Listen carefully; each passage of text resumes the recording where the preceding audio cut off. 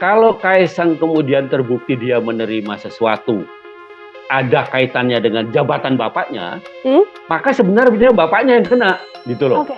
Pakar hukum pidana, Abdul Fichkar Hajar menyebut, Presiden Jokowi bisa terseret hukum jika dugaan gratifikasi soal penggunaan jet pribadi Kaisang Pangarep terbukti.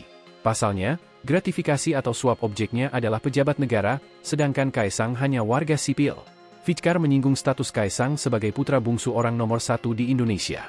Jika Kaisang menerima sesuatu yang berkaitan dengan jabatan sang ayah, maka Presiden Jokowi disebut bisa terseret hukum. Namun, Fichkar juga menekankan apakah dugaan suap tersebut diketahui oleh Jokowi dan berkaitan dengan jabatannya sebagai presiden atau tidak.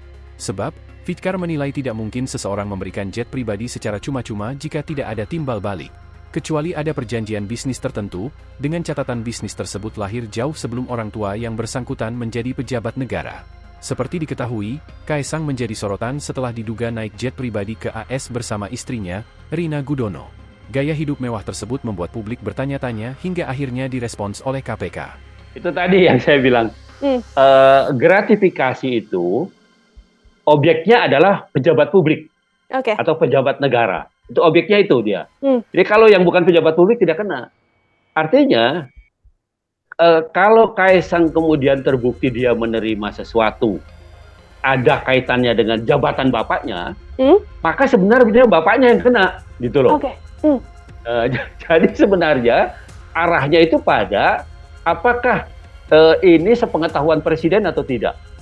Apakah ini bagian dari sesuatu yang diberikan karena jabatan bapaknya atau tidak? Sebenarnya itu ininya arahnya, gitu. Nah, padahal kalau mau dipikir pakai logika terbalik kan, siapa sih yang mau kasih fasilitas pesawat terbang, ya kan?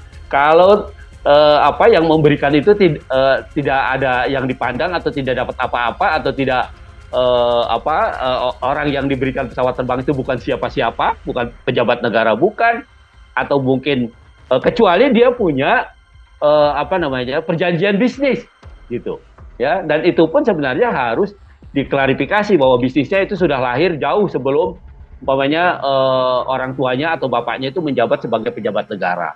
Itu yang harus diklarifikasi kan gitu. Bahkan kan di dalam undang-undang LHKPN itu tentang pejabat publik yang anti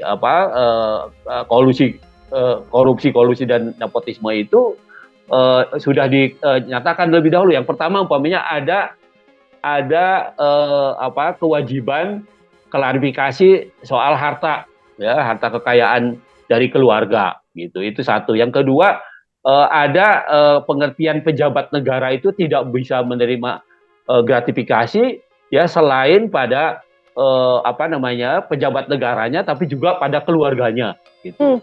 Dan pokoknya undang-undang itu sebenarnya begitu rinci, ya, begitu rigid gitu, sehingga bisa menjerat orang. Karena kan gini, gratifikasi itu bisa tidak terasa gitu, bisa macam-macam bentuknya, iya kan? Bisa bisa dia pemberian, bisa dia berbentuk undangan, dia bisa bentuknya bisa macam-macam begitu, ya. Tidak melulu pemberian sesuatu yang bernilai ekonomi gitu, tetapi juga fasilitas-fasilitas yang menguntungkan, yang juga punya nilai ekonomi, itu bisa dilakukan. Jadi sebenarnya gratifikasi itu kalau lihat undang-undang korupsi itu contohnya itu macam-macam. Jadi tidak melulu menerima begitu saja, tetapi juga ada fasilitas lain yang tidak berbentuk fisik umpamanya. Nah, itu juga bisa dikualifikasi sebagai gratifikasi. Nah, karena itu pengaturan mengenai ini sangat rigid, sangat ketat gitu, ya. Sebenarnya untuk menjaga supaya pejabat publik itu tidak melakukan tindak pidana korupsi, kolusi dan nepotisme, gitu. Download Tribun X sekarang, menghadirkan lokal menjadi Indonesia.